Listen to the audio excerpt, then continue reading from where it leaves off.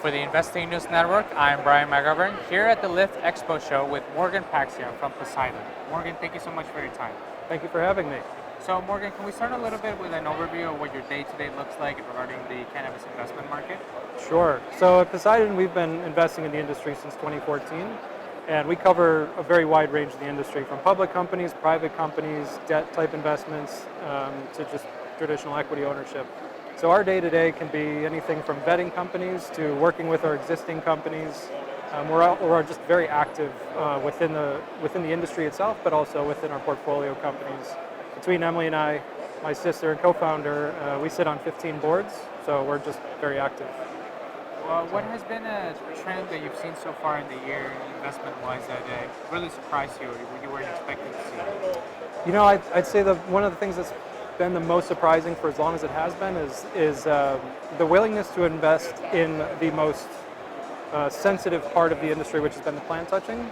You know, we always thought ancillary would be much more attractive for a longer period. We actually had those backwards, where there's been a lot of interest on the plant touching side, which is great. There was a tremendous amount of capex needed to scale up these very complex businesses, and now we're starting to see more interest flowing towards more picks and shovels and these other areas that are very important to building these businesses.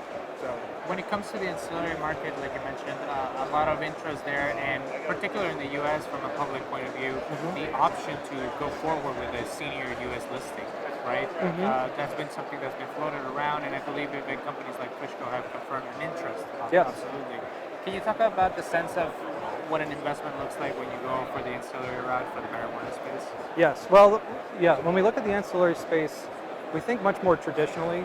So when we're thinking about valuations or structures, it's just much more normalized. So valuations and comparables, you can look at more traditional industries as a baseline. And so we like that aspect of it because they are. At the end of the day, I mean, you mentioned Kush, that's a very kind of traditional business line just applied to a high growth industry that is cannabis. I mean, there certainly are nuances when you look at the compliance aspects and servicing a highly dynamic regulatory landscape. So there are more specific aspects for cannabis at this time, but growth rates and valuations will normalize, and ancillary companies, I think, will find that normalization first.